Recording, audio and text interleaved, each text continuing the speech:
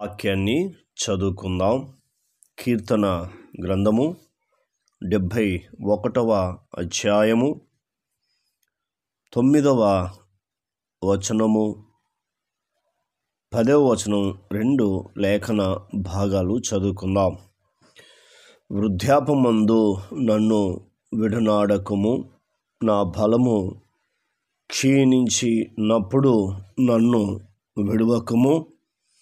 నా శత్రువులు నన్ను గూర్చి మాట్లాడుకొనుచున్నారు, నా ప్రాణము కొరకు పొంచినవారు కూడి ఆలోచన చేయుచున్నారు. దావీదు మహారాజు ఈ కీర్తన రాస్తూ ప్రభుని స్తుతిస్తున్నాడు, ప్రభుని జ్ఞాపకం చేసుకుంటున్నాడు. మరి ఆయనకు అనేక మంది కుమారులు ఉన్నారు కదా, అనేక మంది కుమార్తెలు ఉన్నారు కదా, వారితో ఈ మాటలు చెప్పచ్చు కదా. ఎందుకంటే దావీదు ప్రార్థనపరుడు. దేవుని బలమేంటో, దేవుని కృప ఏంటో, దేవుని ప్రేమ ఏంటో దావీదు ఎరిగినవాడు. ఎందుకో తెలుసా? దినానికి 11 సార్లు ప్రభుని వెతుకుతూ ఆయన సన్నిధికి వచ్చి ప్రశాంతంగా కూర్చొని ఆయనతో మాట్లాడుతూ ఆయనను స్తుతిస్తూ 7 సార్లు 3 సార్లు వాక్యాన్ని చదువుతూ ధ్యానిస్తూ ఒకసారి ప్రార్థన చేస్తూ తన సమస్యలన్నీ ఆయనకు చెప్పుకునే వ్యక్తి ఎవరు అంటే ఆయన్నే దావీదు రాజు. మరి చూడండి, ఆయన ముందు విషయంలో ఆలోచన చేసి దేవుణ్ణి అడుగుతున్నాడు. మరి మాటలు వింటున్నా వృద్ధురాండ్రు కొరకు దేవుడు మీతోనే మాట్లాడుతున్నాడు. మీరు కూడా దావీదు వలె దేవుని మీద ఆధారపడడం నేర్చుకోవాలి, ప్రార్థించడం నేర్చుకోవాలి, స్తుతించడం నేర్చుకోవాలి, దేవుని వాక్యము చదివి ధ్యానించుకోవడం నేర్చుకోవాలి. అప్పుడు ఈ వాగ్దానం మీ జీవితం నెరవేరుతుంది. చూడండి, వృద్ధాపమందు నన్ను విడువకుము అంటున్నాడు. అయ్యా, వృద్ధాపమందు నన్ను విడువకుమంటున్నాడు. ఎందుకో తెలుసా? తన బాల్య దశ నుంచి యవ్వన దశ వరకు వృద్ధాపమందు వచ్చేంత వరకు దేవుని స్తుతించేవాడు, దేవుని మీద ఆధారపడేవాడు, ప్రతి విషయము దేవుని దగ్గరకు వచ్చేవాడు. అందుకే ముందే అంటున్నాడు, నన్ను విడవకము. ఎప్పుడు? నేను వృద్ధుడైనప్పుడు నన్ను విడవకము. మొదటిది. రెండోది రాస్తున్నాడు, నా బలము క్షీణించినప్పుడు నన్ను విడవకము. అంటే వృద్ధులైన తర్వాత ఏమవుతుంది? బలము తగ్గిపోతుంది, అంటే బ్లడ్ తగ్గుతుంది, తిండి కూడా తగ్గిపోతుంది. అప్పుడు శరీరం సహకరించదు, ఎక్కువ నడవలేరు, ఎక్కువ నిద్రపోలేరు, ఎక్కువ కూర్చోలేరు. కాబట్టి ఆయన మాట్లాడుతూ రెండో మాట ఏంటంటే, నా బలము క్షీణించినప్పుడు నన్ను విడవకుము అని మాట్లాడుతున్నాడు. ఈ 2 విషయాలు దేవుని సన్నిధిలో కూర్చొని అడుగుతున్నాడు. మరి మీరు కూడా వృద్ధాపం వచ్చినప్పుడు నన్ను విడవకయ్యా, నాకు ఎంతమంది పిల్లలు ఉన్నా కూడా ఎవరు కూడా చేయలేరు, కాబట్టి నీ ఒక్కడవే చేయగలవు అని దేవుని సన్నిధిలో కూర్చొని దావీదు వలె అడుగుతున్నప్పుడు దేవుడు విడిచే దేవుడు కాదు. గుర్తుంచుకోండి, దేవుడు విడిచే దేవుడు కాదని పరిశుద్ధమైన గ్రంథం మనకు సెలవిస్తూ ఉంది. అందుకే ఆయన ఈ రీతిగా మాట్లాడుతూ ఉన్నాడు. 54వ కీర్తన 4వ వచనము మరొక భాగాన్ని చదువుకుందాం.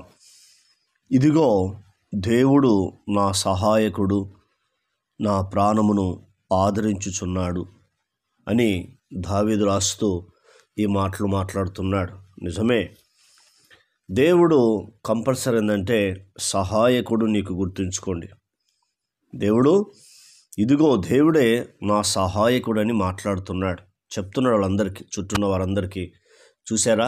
ఇదిగో దేవుడు నా సహాయకుడు. మొదటిది, ప్రభువే నా ప్రాణమును ఆదరించువాడు. చూసారా? ప్రభువే అధికారం కలిగిన దేవుడు, సార్వభౌమ అధికారము కలిగిన దేవుడు. ఆయన చెప్తున్న మాట ఏంటంటే, నా ప్రాణమును ఆదరించువాడు అంటున్నాడు. చూసారా? సహాయం చేసే దేవుడు, ఆదరించే దేవుడు. గుర్తుంచుకోండి. వృద్ధులకు శుభవార్త ఏంటంటే నీ పిల్లల్ని చూడకపోవచ్చు, నీ పిల్లల్ని పట్టించుకోకపోవచ్చు, కానీ నీవు ప్రార్థించు దావీదు వలె దేవుని అడుగు. 71 కీర్తన 9వ వచనం ఏమి నేర్చుకున్నాం? వృద్ధాపమందు నాడు విడవకము, నా బలము క్షీణించినప్పుడు నాడు విడవకము అన్నాడు. మళ్ళీ ఇప్పుడు ఇక్కడ చెప్తున్నాడు 4వ వచనం చూడు, ఇదిగో దేవుడే నాకు సహాయకుడు. ఎందుకో తెలుసా?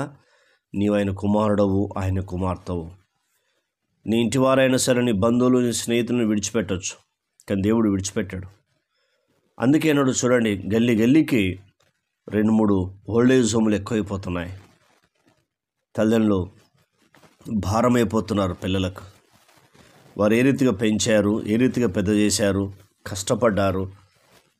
తినకుండా త్రాగకుండా పిల్లలే సర్వస్వం అనుకొని వారి కొరకు ఏం మిగిలించుకోకుండా అన్ని పిల్లల కొరకే ఖర్చు పెడుతూ పిల్లలకే ఇస్తూ సర్వం పిల్లలు అనుకున్న వృద్ధులైనాడు ఎంతోమంది ఉన్నారు.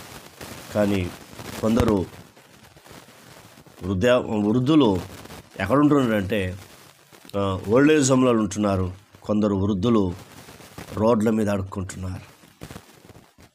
రోడ్ల మీద అడుక్కొని వారు కాలాన్ని గడుపుకుంటున్నారు. ఎక్కడ నివాసం లేదు వారికి, అడుక్కోవడం, తినడం, ఉండడం. మరి చూడండి, అలాంటి సమాజంలో నీవు ఉంటున్నావు. అందుకే ఎవరు నీకు సహాయం చేయరు, గుర్తుంచుకో.